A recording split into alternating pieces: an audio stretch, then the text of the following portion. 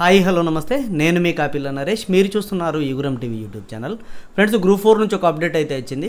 Certificate వెరిఫికేషన్కు సంబంధించినటువంటి update. చాలా రోజుల నుంచి చూస్తూ ఉన్నారు, జనరల్ మెరిట్ లిస్ట్ వచ్చింది కానీ సర్టిఫికేట్ వెరిఫికేషన్ లిస్ట్ ఎప్పుడని. సో టీఎస్పీఎస్సీ నుంచి ఒక వెబ్ నోట్ అయితే వచ్చింది.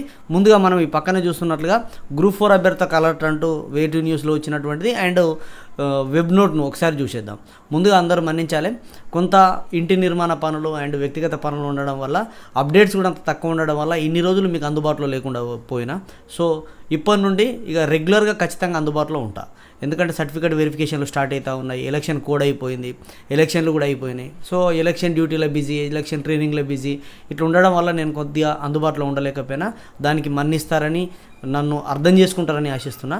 ఇక సుత్తి లేకుండా విషయంలోకి వెళ్తే ఇక్కడ వేటి న్యూస్లో చూడొచ్చు, గ్రూప్ 4 అభ్యర్థులకు అలర్ట్.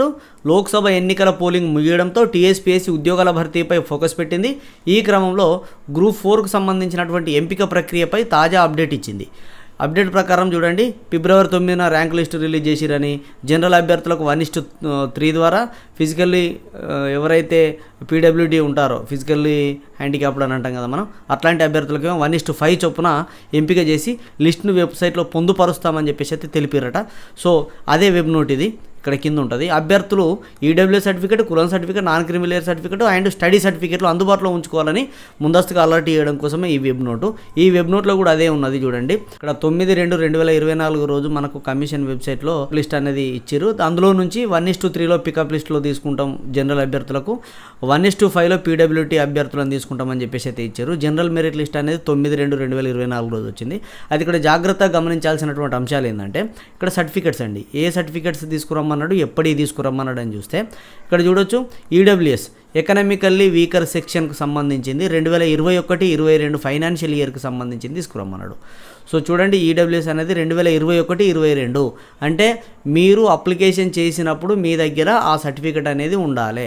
అప్పుడు ఉన్నది అని పెట్టారు కాబట్టి ఈడబ్ల్యూఎస్ వాళ్ళు, ఎకనామికల్లీ వీకర్ సెక్షన్ వాళ్ళు 2021-22 సంవత్సరం సర్టిఫికేట్ తీసుకుపోవాలి. ఇక కమ్యూనిటీ సర్టిఫికేట్ ఖచ్చితంగా అవసరం. ఇక్కడ కమ్యూనిటీ సర్టిఫికేట్ ఎవరికంటే ఎస్సీలకు, ఎస్టీలకు, బీసీలకు తప్పనిసరిగా అవసరం, ఎందుకంటే వాళ్ళ రిజర్వేషన్లు వస్తాయి. ఎస్సీలకు, ఎస్టీలకు కేవలం కమ్యూనిటీ సర్టిఫికేట్ సరిపోతుంది, కానీ బీసీ అభ్యర్థులు ఎవరైనా ఉంటే వాళ్ళకు నాన్ క్రిమిలేయర్ సర్టిఫికేట్ అనేది తప్పనిసరిగా అవసరం. సో ఇక్కడ ఇచ్చిండు non creamy layer certificates for BCs as shown in annexure 2 form 7B. So annexure 2 form 7Bలో చూపినట్టుగా మీరు నాన్ క్రిమిలేయర్ సర్టిఫికేట్ తీసుకోవాలన్నాడు. అది కేవలం బీసీలకు మాత్రమే. మరి ఇదే ఫార్మాట్లో కాదు, నేను వేరే ఫార్మాట్లో తీసుకున్నా, నాకు ఎంఆర్ఓ ఇచ్చిండానంటే అది కూడా పనిచేస్తుంది. ఖచ్చితంగా ఇదే ఫార్మాట్లో ఉండాలని రూల్ ఏం లేదు. సో ఎంఆర్ఓ ఇచ్చిన ఏ నాన్ క్రిమిలేయర్ సర్టిఫికేట్ అయినా పనిచేస్తుంది. కానీ ఇక్కడ ఓబీసీ సర్టిఫికేట్ పనిచేయదు, గుర్తుపెట్టుకోండి. ఓబీసీ సర్టిఫికేట్ వేరు, నాన్ క్రిమిలేయర్ సర్టిఫికేట్ వేరు, గుర్తుపెట్టుకోండి.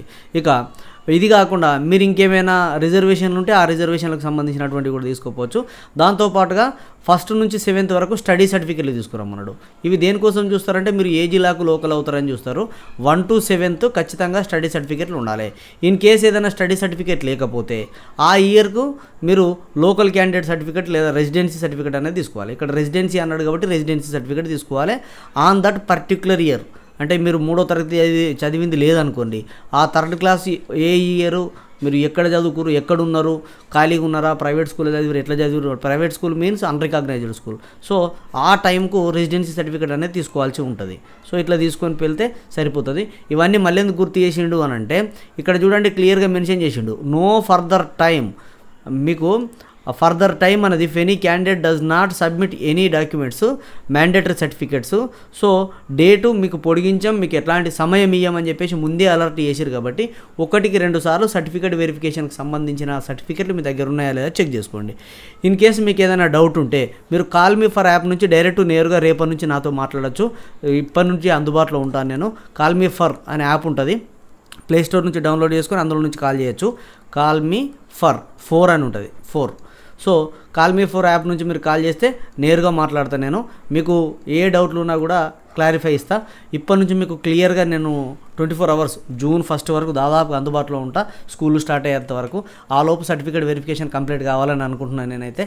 డేట్స్ అయితే రాలేవు, తొందరలోనే వస్తాయి. అంత 1 వీక్లో మీకు డేట్స్ అయితే ఇస్తారు. రేపెల్లుండి రావచ్చు మేబీ. సో ఈ సర్టిఫికేట్ వెరిఫికేషన్స్ అయితే ఈ సర్టిఫికేట్ వెరిఫికేషన్ సంబంధించిన సర్టిఫికేట్లు అయితే అన్ని దగ్గర పెట్టుకోండి. ఇదండి గ్రూప్ 4కి సంబంధించి. ఇంకా మీ కామెంట్లను ప్రతి ఒక్కటి చూస్తూ రిప్లై ఇస్తాను. మీకు ఏ డౌట్లు ఉన్నా కూడా కామెంట్లలో అడగండి, లేదు నాతో మాట్లాడాలంటే కాల్ మీ ఫర్ యాప్ నుంచి కాల్ చేయండి. ఇదండి వీడియోకి సంబంధించినటువంటి అప్డేట్ ఇన్ఫర్మేషన్. మరింత సమాచారంతో మరో వీడియోలో మళ్ళీ మీ ముందుంటా. సదా విద్యాసేవలో ఈగురం TV YouTube channel. Thank you everyone.